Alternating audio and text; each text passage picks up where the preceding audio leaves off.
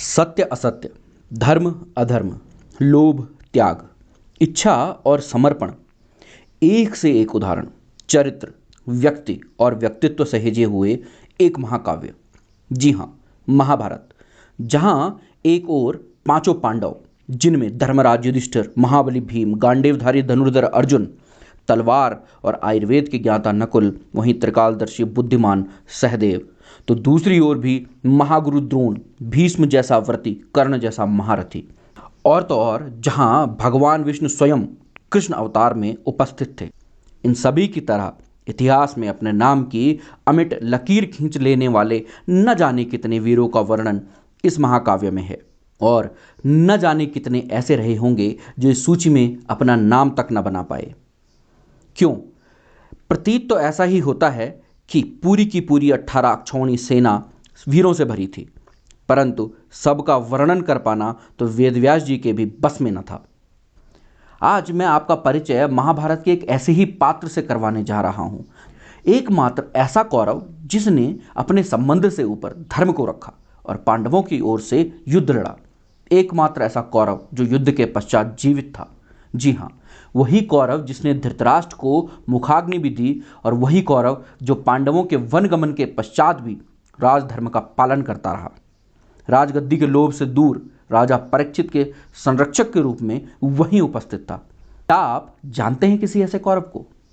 जी हाँ, तो मैं आपको बताता हूं। वह कौरव था युयुत्सु, 101वां कौरव, धृतराष्ट्र और एक दासी का पुत्र, जिसे अन्य कौरवों की भांति ही राजकुमारों की तरह संपूर्ण सम्मान प्राप्त था, लेकिन धर्म हेतु एक आह्वान पर पांडवों की ओर से आ खड़ा हुआ और युद्ध में उन्हीं की ओर से प्रतिभाग भी किया। जब मैं युयुत्सु को देखता हूं तो वहीं दूसरी ओर मेरे सामने महारथी कर्ण आ जाते हैं, क्योंकि एक ओर धृतराष्ट्र का पुत्र है जो कि पांडवों की ओर से लड़ रहा है, वहीं दूसरी ओर कुंती पुत्र जो कौरवों की ओर से खड़ा है। जब इन दोनों की यात्रा इस युद्ध में मैं देखता हूं तो एक कहानी मुझे याद आती है। एक बार एक पेड़ से 2 पत्ते नदी में जा गिरे। पहले पत्ते ने सोचा कि आज इस नदी के बहाव को मैं रोक कर दिखाऊंगा। हालांकि नदी को इससे कुछ फर्क नहीं पड़ा, और जहां से उसने शुरुआत की थी वहां से अंत तक वह यह प्रयास लगातार करता रहा, जिसमें वह छिन्न भिन्न हो गया, लेकिन उसने अपना प्रयास नहीं छोड़ा। लेकिन नदी को इस बात से क्या फर्क पड़ता था? उसने अपनी यात्रा को दुखद बनाया और अंत भी दुखद ही प्राप्त किया।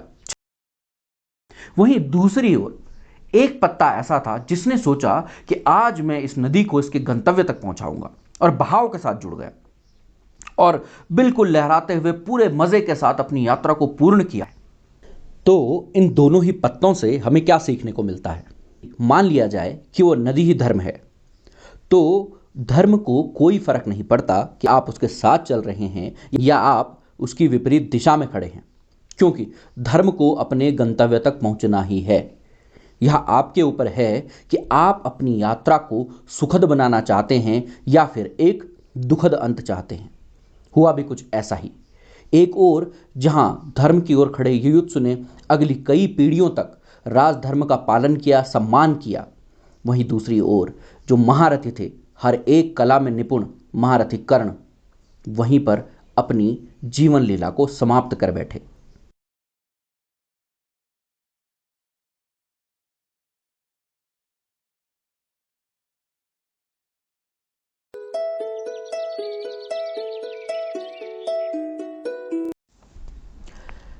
धर्मक्षेत्रे कुरुक्षेत्रे समवेता युयुत्सुवः मामकः पांडवश्चैव किम कुर्वत संजय।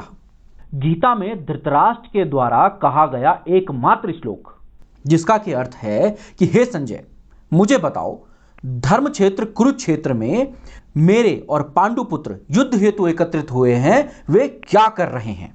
पहला दृश्य जो मैं आपके सामने आज रखने जा रहा हूं वो कुछ ऐसा ही है। दृष्टिपात कर रहा था संजय के लोचन से, धृतराष्ट्र कर रहा था अवलोकन बस वर्णन से। समर 18 अक्षौहिणी सैन्य सौरभों का, पांडवों का साथ 11 कौरवों का। 18 अक्षौहिणी सेना कुल मिलाकर इस युद्ध में थी, उसमें पांडवों की ओर से 7 और कौरवों की ओर से 11 अक्षौहिणी सेना थी। लेकिन इस असंतुलित सेना को कैसे एक योद्धा ने संतुलन में परिवर्तित कर दिया। यह मैं आगे आपके सामने रखना चाहता हूं कि समर 18 अक्षौहिणी सैन्य सौरभों का, पांडवों का 7, 11 कौरवों का। असंतुलन जो था बस एक से संतुलित हुआ, युयुत्सु का पक्ष जिस क्षण परिवर्तित हुआ नारायणी सेना से। नारायणी सेना जो कौरवों की ओर से लड़ रही थी, वही सेना थी जो कौरवों को सशक्त बना रही थी। कैसे आसक्त हो गई मैं बताता हूं। नारायणी सेना से सशक्त हो गया था जो, अशक्त हो गया था वो, बस एक ही तीर से निकल गया था वो कौरवों की भीड़ से। अधर्म की तुणीर से रुधिर सा बह गया था दुष्कर्म के शरीर से। एक निष्ठ ही विमुक्त अपकर्म की वो रीढ़ से। दासी पुत्र था वो पर, जी हां, युयुत्सु जो था वो एक दासी और धृतराष्ट्र का पुत्र था, तो दासी पुत्र था वो पर, धृतराष्ट्र का ही अंश था। युद्ध को सजग रहा कुरु का ही तो वो वंश था। ध्वंस था कुरुकुल का वो, हस्तिना का हस्त था। विजयी हर रण में वो कभी नहीं परास्त था। अदम्य उसका तेज था, स्वभाव से विरक्त था।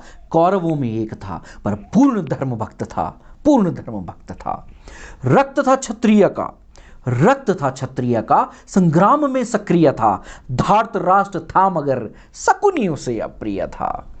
आशंकित, आशंकित तो वो था ही मामा की क्रिया से, विचलित हो उठा मगर दुरित विद्या से। और जो कि पूरे महाभारत का एक निचोड़ रखें कि क्यों महाभारत हुआ, उस संध्या की मैं बात करूं तो संध्या उद्विग्न थी, सभा मूक खड़ी थी। स्त्रीत्व की हत्या हुई, क्या किसे कोई पड़ी थी? द्रौपदी की मैं बात कर रहा हूं, क्या किसे कोई पड़ी थी? तब कौरवों में एक वो रहा अपवाद सा, विकर्ण संग बोला वो, ये घोर अपराध था, ये घोर अपराध था। और यहीं से युद्ध की शुरुआत होती है। कैसे? देखिए कि हस्तिना फिर किया, हस्तिना फिर किया रणभूमि रूप धारण। नहीं था संग्राम बस वो कौरवों के कारण, धर्मियों ने भी तो दिया, अधर्म का ही साथ था। भीष्म द्रोण दानवीर कर्ण का भी हाथ था। युयुत्सु ने किया तभी जब ये सारे धर्मी अधर्म की ओर हो गए। उसी समय एक योद्धा धर्म के लिए अपने भाइयों को छोड़ अपना पक्ष परिवर्तित कर देता है कि युयुत्सु ने किया तभी धर्म का सम्मान था। धर्म की ही छोर से उसे युद्ध आसान था। आह्वान धर्म युद्ध का जब हुआ रणभूमि में, भीष्म का उद्घोषण हुआ मनोभूमि में। दल निश्चित धर्म भी परायण, दुष्कृत पक्ष से युयुत्सु का पलायन। पांडवों का जय अंत गुंजित था, मृत सकल कौरवों में वही जीवित था। सभी पुत्र जब मारे गए, विक्षिप्त धृतराष्ट्र और गांधारी को आघात था। प्राण संग पुत्र से सकल संताप था। अंत में मुखाग्नि का भी किया ये संस्कार, धर्म चंदन संवार पा सभी अधिकार। धर्म हेतु सर्वप्रथम, ध्यान दीजिएगा इस बात पे कि धर्म हेतु सर्वप्रथम युयुत्सु प्रियजन त्यागा था। केशव के इसी ज्ञान से पार्थ बहुत बाद जागा था, बहुत बाद जागा था। धागा नैतिकी का ये मर्यादा का निशान है। धर्म ही नहीं अगर तो किस पे फिर ये ध्यान है? धर्म ही तो सत्य है, धर्म स्वाभिमान है, धर्म ही यथार्थ है, सर्वशक्तिमान है।